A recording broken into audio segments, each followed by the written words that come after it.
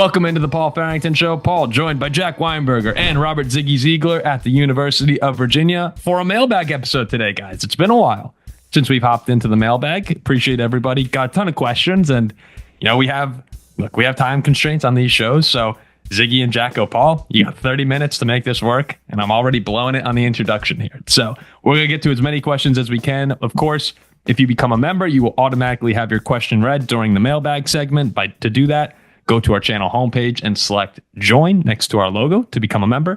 If you can't watch on YouTube, you can listen on audio, Spotify, Apple Podcasts, wherever you get your podcasts. And feel free to check us out on Instagram, TikTok, Twitter. We have a bunch of reels going up there, or they're also on YouTube Shorts, but some other fun forms of content from the show come out there.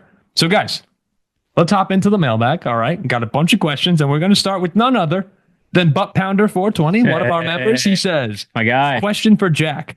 How proud were your parents when you graduated as valedictorian from Silly Goose University? So that's actually a what a question. That's actually, he's wrong about that. I got my associates from Silly Goose U. Then I transferred last 2 years to Sexy Goose U. Oh, jeez. And that's this is the vibe of the mailbag today. And that's where I was valedictorian. Sexy Goose University. Oh, jeez. Butt Pounder 420. Zach BC4VV says, who won the Aaron Jones trade? And I think it's fair, Ziggy, to say, well, it wasn't a trade, he was released, but it's fair to say that I think both sides, the Vikings and the Packers, are quite happy with the way it turned out. Josh Jacobs to the Green Bay and Aaron Jones to the Vikings. Yeah, I agree. Josh Jacobs is taking on a workload Aaron Jones couldn't. He's been great for them. The Vikings don't need as much from a running back, but we're happy with what Aaron Jones can give us. He's come up big in some big moments. Yeah, I think both sides have to be very happy with how that exchange went. Yeah, I think Jacobs too he's really good at taking big loads, but more so than Aaron Jones is. Well, Jones also, it's not meaning anything. I just can't realize how that sounds. No, he can take on a lot more. He's yeah. 3 years younger. And Adam, oh my gosh, you got me flustered here, Jack. Aaron Jones, when he's on the field and versus when he's off the field, big difference in the Vikings offense. Just going to Cam Akers or to Ty Chandler throughout the year. Cam had a great game against the Bears, but the Aaron Jones effect, I think in the locker room too, in Minnesota. You hear Kevin O'Connell. I love his post-game speeches that he does every week that they post on Instagram. Almost every single time Aaron Jones is brought up in those, they talk about the impact he's made on the locker room. So Packers fans are totally right when they told us, hey, you're going to love the guy that you're getting to and the impact he has on the team. I think it's a great culture both in Green Bay and Minnesota right now, and those two guys play a large part in it. From Michael Murill, he says, if Minnesota were to get home field advantage in the playoffs, which team currently in the playoffs would you not want to see at home? Glad to see the mailbag return. Another way to interact with fans. Keep up the solid content, guys. So if you get if we get home field, let's say if we get home field advantage, we're getting the 1 seed.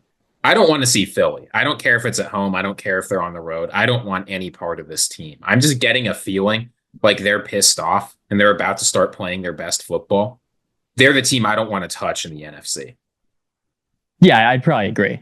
I'd probably say the Eagles as well.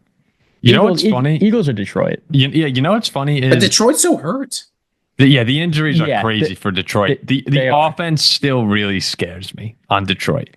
And this is going to sound very strange. I'm not sure why. This is how I'm feeling at the moment. I do not want to go to Philly. I think in Philly, outdoors, we get blown out. In Detroit, I think we could play a game. But at home, I might be more scared of Detroit, actually. Just inside? Indoors. That would be Detroit coming off a loss to us. You're right. That's a good point. Is Green Bay in there for anyone? Would Green Bay be in the mix? They're my number 2. They're probably my number 3. But it's a clear top 3, right? Yes, I do think... The Rams could be... I'm probably scared of everyone. It's the playoffs. There's no... Like, in the NFC and AFC both, I don't feel like there's any teams that are going to get into the playoffs that don't deserve it. Like, there's no teams where I'm saying, oh, you're one of the 5 best teams and you aren't making it like there often is. So there's no team that I want to play in the playoffs this year. I might actually switch to the Lions. I think you might be right. No, Ziggy changed my mind. Ziggy says, so this is how Ziggy changed my mind when I realized that means we just beat Green Bay and Detroit. I would probably go Philly too then. If we're coming off a win against Detroit and the Packers. Who would you least want to see, right? Yeah. I at least want to see the Eagles. I at least want to see the Lions. If we just beat them in Detroit, though, I'd feel pretty good about getting them at home again. The Rams are a weird one. Okay, Stuckman has a long comment here, but he is a member, so we're going to read this. Oh my God. That's we're just going to read the questions. We're not going to read the whole thing. Yeah, sorry. So he says, for Paul, everyone has a special story for why they started rooting for their teams that they love. Bless you. Thank you. He says, for example, I started to root for my own team without outside influence when I got into football in 2015. The Packers Okay, Eric, you're right. We'll read the questions. Why did you start rooting for Minnesota, and when did you truly fall in love with the Vikings? Really? Since I was very, very young. My dad rooted for the Vikings growing up because he liked the color purple and the purple people eaters, and he just trained me. Like, basically, they'd win. We'd go out for ice cream on Sunday. It was a great day. Yeah, I was trained. I was legitimately trained as a child to be a Viking fan. I think the first real remembrance I have of the Vikings is probably them drafting Adrian Peterson. Like, I have flashes of Culpepper, but Adrian Peterson was the first Viking that I really, first athlete that I really, really loved watching. So I would say back in 2007. Jack, all right. I realized that was directed to me. Ziggy, your question. Your love of philosophy. What initially made you interested in it? Are you willing to share that story? Russian comedy meme app iFunny. People are posting philosophy essays. I started posting philosophy essays. That's how it went. Are you speaking English? No, iFunny. Ziggy was an iFunny. I remembered this, but I thought that was... Wait, what's iFunny? I don't even know. It was just like a philosophy get together. It's a comedy meme app. No, it was a meme app. Wait, how old were you? Come in the comments if you know what iFunny is. You know, it's like a porn. Too young to be using iFunny. How old were you when you got into that? 12. Oh, okay. Yeah. Oh, because I remember you loved iFunny in the beginning of college, but then I thought you kind of Yeah, well, it became a Nazi hangout. It was bad. Yeah, that's not a porn site. Maybe it was always a Nazi hangout. I don't know. Jack, so Stuckman says for you, certain audience members that questioned and accused you of acting like the villain of the show, or you're always playing devil's advocate. Are these takes genuinely your own, or do you play them up for the sake of comedy? They are genuinely my own. I'm answering that wholeheartedly. Yeah, that's actually true. We get off and Jack says, I actually believe this. Yes, I'll read comments coming at me for being like the villain or whatnot. And I'm happy that I've kind of established that role. It's fun, but I am speaking what I think. So I used to wonder this, actually, whether or not Jack was being genuine, because, I don't know Jack super well. But I went and watched one football game with him in New Jersey once. And I realized to my horror that Jack actually believes every single thing he says. Because if you spend any time with him in real life, it's just the same thing. It's unbelievable. Yes, I truly believe it. If it pisses you off, pisses you off. But I believe what I say. The final question from Stuckman is there any world or scenario where you could actually root for the Packers to win the Super Bowl? Nope. Or at least be completely fine with them winning if it happens? Nope. Yes. And he brings up the success. The perverse incentive. Yes. He brings up how if the Packers lose in the Super Bowl, there's maximum pain for Packers fans and content potential for the channel. Now, look, I'm actually not really in this for Packer fan misery. That's not really my distaste for the Packers. I think Packers fans are awesome. It's really for the kid in me who just watched Green Bay beat the crap out of the Vikings every week. That's kind of who I feel like I'm defending when I'm rooting against the Packers. I was faced with an interesting question the other day from my friend Tom. He said, would you rather see the Lions or Packers win the Super Bowl first? And I actually kind of paused and went, I don't know if I could actually handle the Lions winning the Super Bowl. Green Bay winning the Super Bowl is just another Super Bowl for the Packers. It's like another Yankees World Series. Like it happened. Yeah, it happens all the time. They're always successful.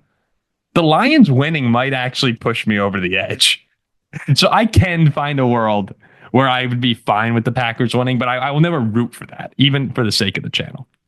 X Pomsky X. Our guy. He says, just pointing out, the Packers have 4 games in a row with 30-plus points. Offense is hitting its stride, and it's not against bottom feeders either. Yeah, they're playing good football at the moment.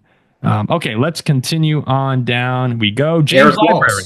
Oh, okay. My bad. I'm all over the place. Oh, no, I get a question. This is from Eric Wallace 3175. What combination of teams do you think would make the best storyline for the Super Bowl? He mentions Vikings, Bills, heartbroken teams, multiple trips, no trophy, like the Cubs, Guardians World Series. I mean, that's the one. Yeah, that would be awesome.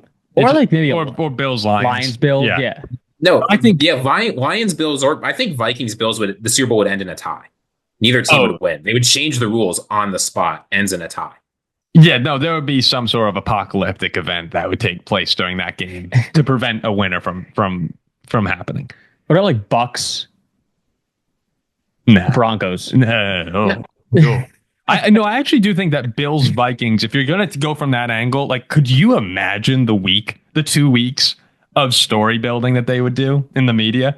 How many times you would see Gary Anderson and missing kicks and the Super Bowl missed kick? It would just be. And that's not like a crazy Super Bowl. It's not impossible, especially if the Vikings get that 1 seed. It would be a miserable week for Bills and Vikings fans reliving all of their torture. But then the game would happen and someone would probably win. You have to imagine that would happen. I like that one. Is there any other? No, that's number one. That's it. Yeah, I think like Packers Chiefs. I think the Packers playing anyone is always going to be interesting to me. Steelers Packers. No, who cares? Packers, there's a lot of legacy there, and then the Chiefs going for the three-peat's great. But I would like the Bills Vikings. James Library says, what team that has less than 10 wins who are currently in the playoff picture is the most likely to crash the party and make a conference title game or Super Bowl run? Team with us in 10 wins. So a couple of those teams include, like, I think there's 3 that jump to mind. The Ravens, of course, because I think they're one of the contenders. Oh, they're 9-5. It's got to be Baltimore. But then there's also the Rams and Tampa Bay. And that's what 2 people. No Texans left? No Texans left? No, I have a really hard time seeing the Texans or the Commanders are another 9-win team. I have a hard time seeing anyone other than the Bills, Chiefs, or Ravens going to the Super. No, I'm sorry, no offense. Like going to the Super Bowl. I'm not even going to argue. Yeah. So it's got to be the Ravens. I would rank it Baltimore. Then I would say the Rams because I think Stafford's the best of the quarterbacks between Stafford and Baker. Then I put the Bucs. I might say Tampa. Like that win last week, I was shocked. I'm like, holy crap, these guys might be good. They are good. They're very good. I mean, they beat Detroit once, made a run and last year. they'd have a home playoff game. I might go with the Bucs. Okay, Ziggy. Okay. God, Ziggy, God. Yeah, relax here. All right, let's continue on here. I like this question. I just want to hear what you say, Ziggy. Right now, from Jake Ryan, he says, if you were Kwesi at this current moment, what would you do with Sam Darnold? So actually, I thought about this. Paul, you remember the group chat I sent? I figured out the solution to the Sam Darnold paradox. You offer him a deal 20% more than Baker Mayfield. So it's like a 3-year, $120 million deal. Make like $55 million of it guaranteed. Keep him around for a year. If you like what you see from JJ while he's like sitting on the bench that year, then you can move on, right? He'll have a tradable contract. Teams will want him. If you don't like what you see, you don't have to entrust the future of the franchise into your rookie quarterback. You just let Sam Darnold keep playing and let the cards fall how they may. It's affordable. It's a huge increase over the Baker Mayfield contract, which I think is the closest historical comp. Darnold's played better than Mayfield ever has, but he's also done it for a lot less time. I think that's the best. That's what I would do if you can get Darnold to take that. If a team's willing to swoop in and offer him like what Kirk Cousins got, you got to let him go. Could you say that number one more time? Sorry, I was reading a question. Yeah, it was like 3 years, $120 million, 50 guaranteed. Yeah, I don't mind that. Wait, who asked that question? Jake Ryan? Jake Ryan? Is that Zombie Slayer Jake Ryan from Hannah Montana? No, Ziggy, it's funny. I was thinking about this too, and a lot of people, including us, were reacting to Kirk Cousins' recent struggles, and we mentioned how I think that this is kind of who Kirk Cousins is with the Falcons. Like he has ups and downs, and part of being with the Vikings that made Kirk play consistently well is Kevin O'Connell's one of the best coaches in the league, and you had those offensive weapons. Like you can't replicate Justin Jefferson. Drake London's really good. Bijan's really good. You cannot replicate the impact Justin Jefferson has. So just being part of that Vikings offense right now and that Vikings culture, I think raises the floor for quarterbacks. And not a lot. We've seen a lot of quarterbacks suck on the Vikings, even with those guys. Remember last year, the parade of backups we threw out? They were all terrible. Yeah. Although Josh Dobbs, like even moments, like Josh Dobbs had some moments where he was good. Nick Mullins had some moments where he could play. And yeah, there has to be a certain talent level where it drops off. But I think that the same thing could happen to Sam Darnold, where if Darnold leaves and goes wherever he wants, I don't think he's going to be as successful. I think if you have the talent of Sam Darnold, just being inserted in Minnesota, that system makes you a better player than like 90% of the places you could go in this league. So him leaving Minnesota, he might do it for the money, and I don't blame him, but I can see him dropping off rather significantly from where he is right now as a player. Where if he stays with the Vikings, maybe you get a mega deal in a couple of years and your stats are looking good. From Metal Fingers Film, in an ideal world, if you're a coach, how are you playing Travis Hunter on your team? Well, I am a coach. Jack is a coach. How am I playing Travis Hunter?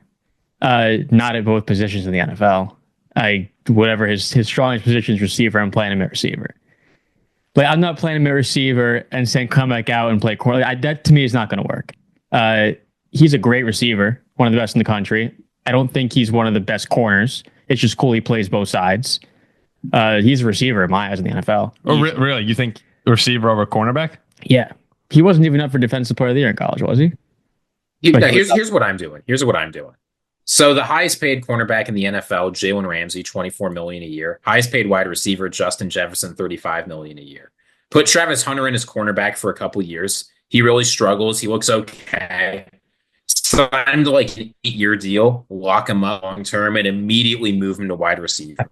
Profit. Yeah, he's a receiver in the NFL in my eyes. In most people's eyes, I think. So you're not. So neither of you are playing. If he's equally good at both, you play him at receiver. But he's a better. He's not a better corner than he is a receiver. Yeah, yeah. So it's easy. Ways, Ziggy? Not in the NFL. No, you can't do that in the NFL. I don't see him doing that. I'd love to see him get the opportunity. If he did it, I'll props to him. But... Yeah, I don't think you can do that too long. I wonder how much that would shorten his career. I think he's solid amount. He wouldn't be as good. He'd be exhausted. He'd have to be. But he says he's refusing to go somewhere that won't let him. But I don't know if you want to. I heard people arguing about whether or not you'd let Travis Hunter call the shots like that. Look, there's only one team that would let him do that, and that's the Lions. He could play both ways on the Lions, just on grid alone. Or the Jets or Giants might let him do it too, and it would just backfire horrendously. That would be bad. Yeah, I'd probably go receiver as well, but I would be very enticed to just see it for a game and see how he does. That's why I'm not a coach. And how about applause for Jack, who won his his coaching debut today, or not debut, but debuted for the season by 35 points. Thank you. 35-point dub today. This is year 3. 1-0. Yeah, year 3. Year 3, championship mindset, focus. You know, we talked about Green Bay being locked in during their preview show. Oh, we're locked in. They're locked in. It's dominant today. All right, let's move on to the next question here. I like this one from Benjamin. Benjamin says, now that we've had the 14-team playoff for a few years, what do you guys think of it? Do you prefer 12 teams, 10? Like, what's your favorite playoff setup for the NFL? Oh, I thought you were talking about college. I thought so at first too, but no. But for the NFL, I mean, I'm not gonna lie. I kind of did like the 6 teams. I liked the 1 and 2 seeds both getting a bye, as opposed to just the top seed in each division. But then again, like, I'm pretty indifferent about it. I don't really care because I guess it bodes well for the Steelers last year getting the 7 seed. But I just like when both those 1 and 2 have a bye as opposed to just the 1. That's what it comes down to for me. I'm just waiting until it becomes 8 teams. It's inevitable. God. It's going to be 8 soon enough. I really they're going to do what baseball did and just keep expanding it. I liked 6. I really hope they don't keep going. I think the NBA's.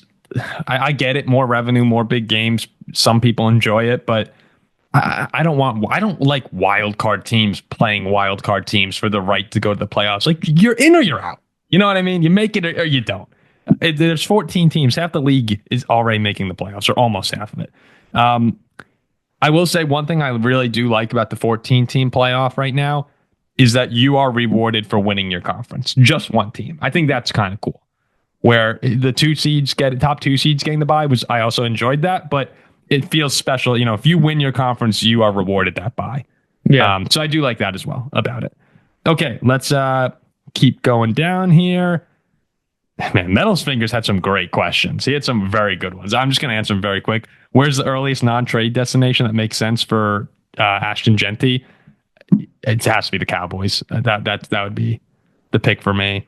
Bring one guy from the NFC North into a zombie apocalypse. Who is it and why? Like to defend us? To be with you. Who's like just the biggest? Someone commented, anyone but Dan Campbell. We'd all be like, we're staked out in Cabela's, and you want to risk it all to go to Ace Hardware across town. Who's like the biggest? No, there's an easy answer here. Who? Matt Eberflus. Eberflus. He'll be conservative. He'll hide out. Zombies eat brains. Oh my God. True. Yeah, the entire Bears. I want Andrew Van Ginkel. He can get out of a zombie apocalypse. That guy's probably a lunatic. All right, let's keep going here. From Jacob Clay, he says, how many UAPs have you seen in New Jersey? I haven't seen any, actually. I've seen none of them. My parents saw one at 5 a.m. over our house. Said it was about 20 feet long and scary looking. You're joking. No, swear to God. So are you? It's weird out here. 20 feet long. Yeah, about 2 basketball hoops long. No, that has to be a joke. My dad was creeped. I swear to God. Are you serious? I can call him right now on air. I'll say it, but yeah, it was creepy. Creepy stuff. A drone. Yeah, it was loud like a helicopter. It probably was a helicopter. Well, no, he's not an idiot. He looked up at the sky and he's probably exhausted. It was probably dark out. He was exhausted. No, There's no way there was a 20-foot drone. 20 feet? Yeah, he said about 15 feet. Oh my gosh. With the blinking lights and.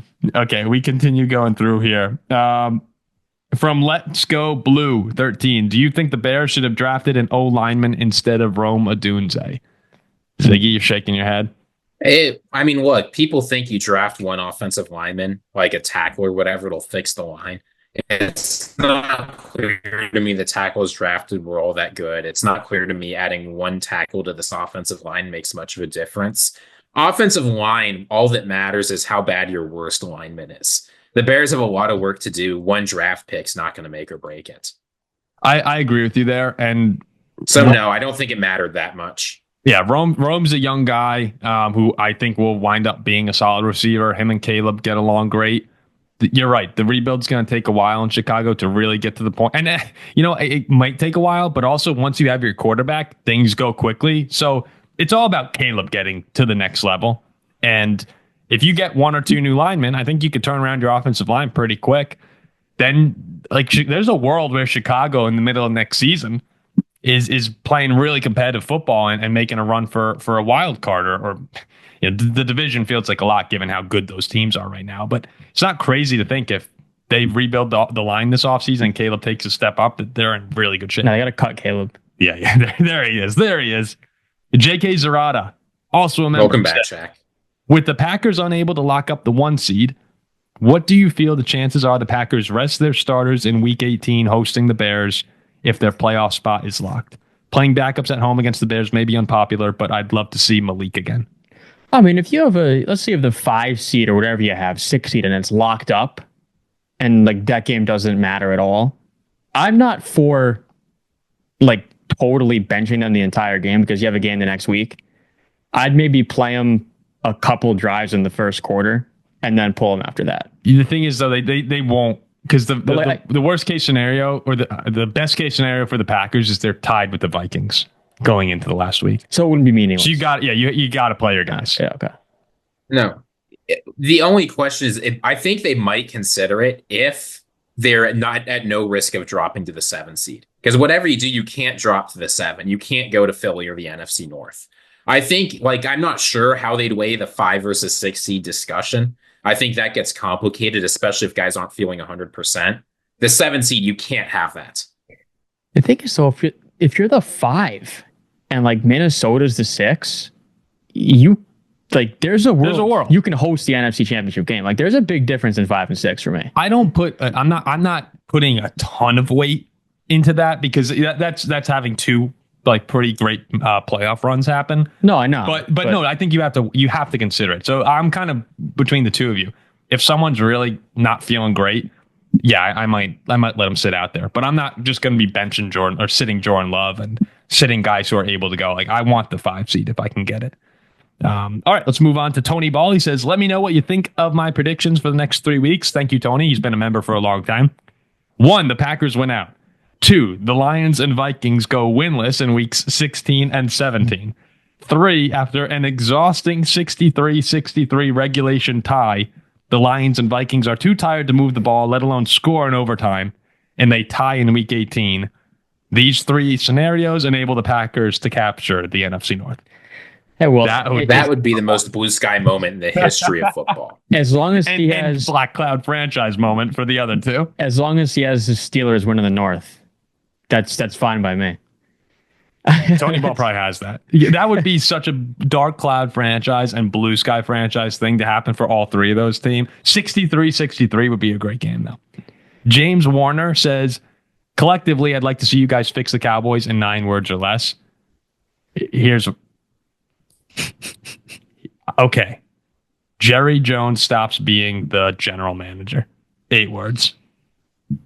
Period. 9.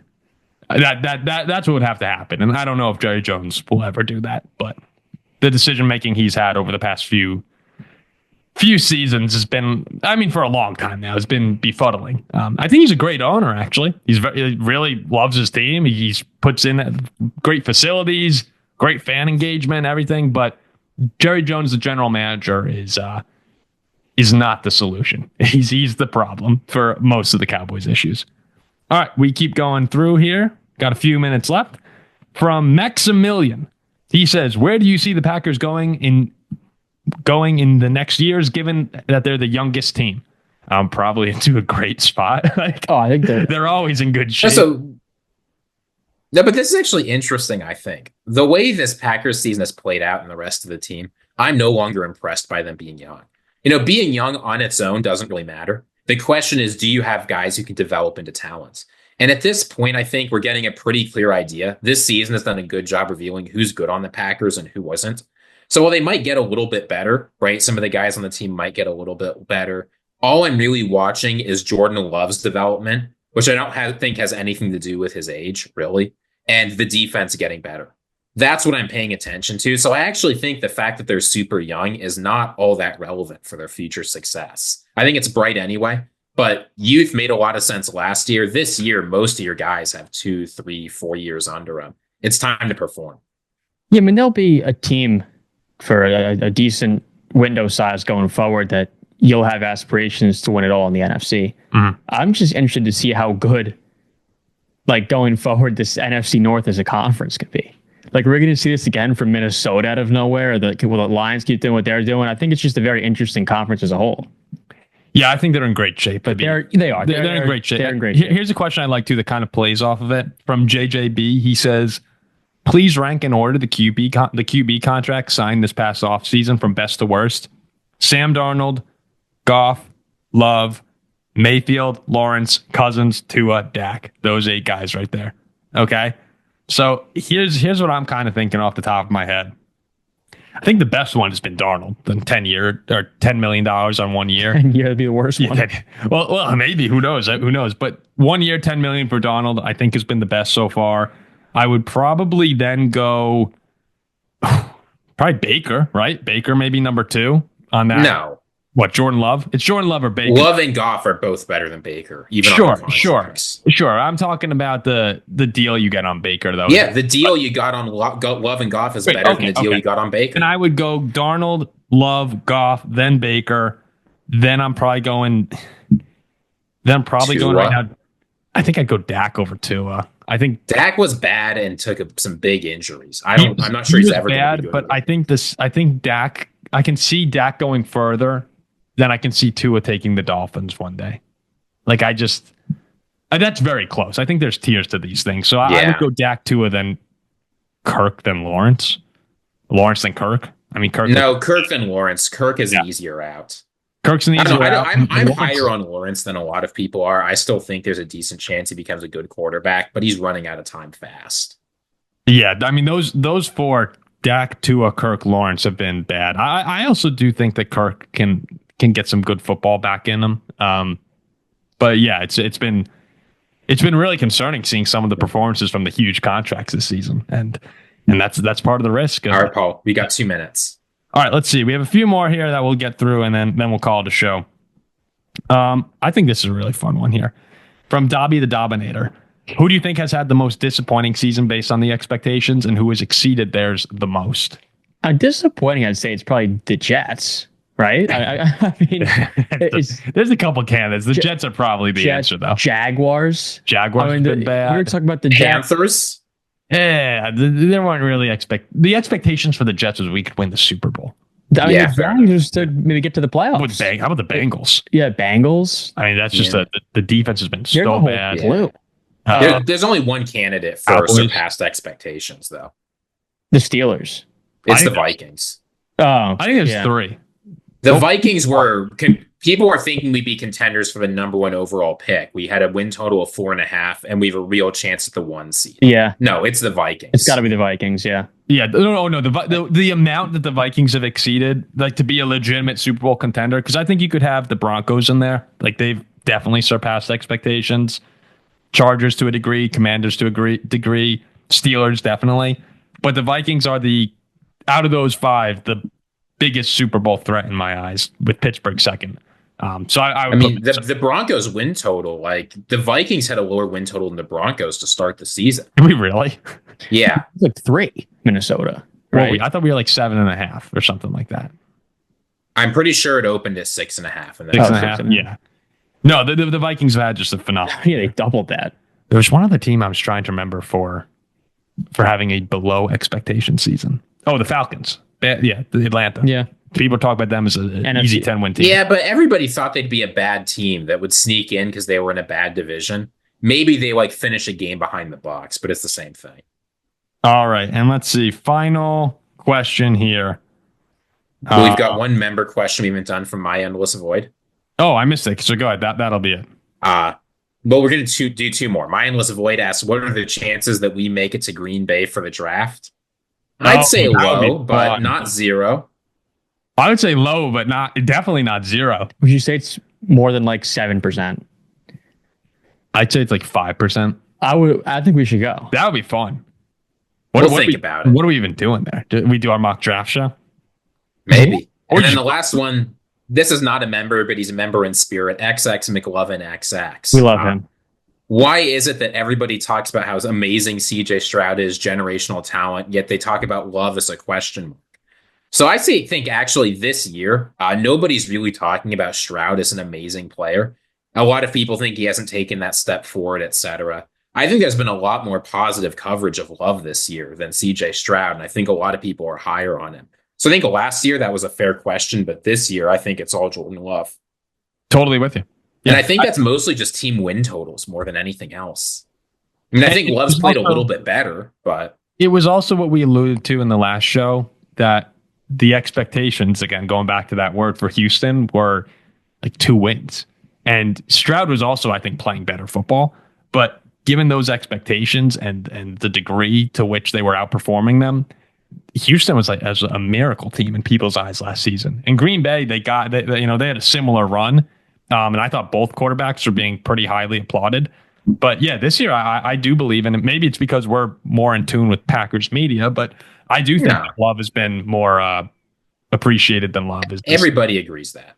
Yeah, and Stroud, then Stroud, yeah. And Stroud's still, he's still playing okay football. It's just not, I don't think it's on a top 5 level like it was last year. So, all right, there you go. The mailbag. We appreciate everyone who dropped in questions. We'll try to get to a few of them on the computer that we couldn't answer here. But remember, one way to always have your question answered on the show is to become a member. You can go to our channel homepage and select join. We're going to keep doing mailbags throughout the season, so the rest of the season from now on. So feel free to keep dropping them in. We'll try to get to as many as we can. Thanks, everybody, for listening. Go check out our Packers Saints preview if you haven't, and we'll see you later this week.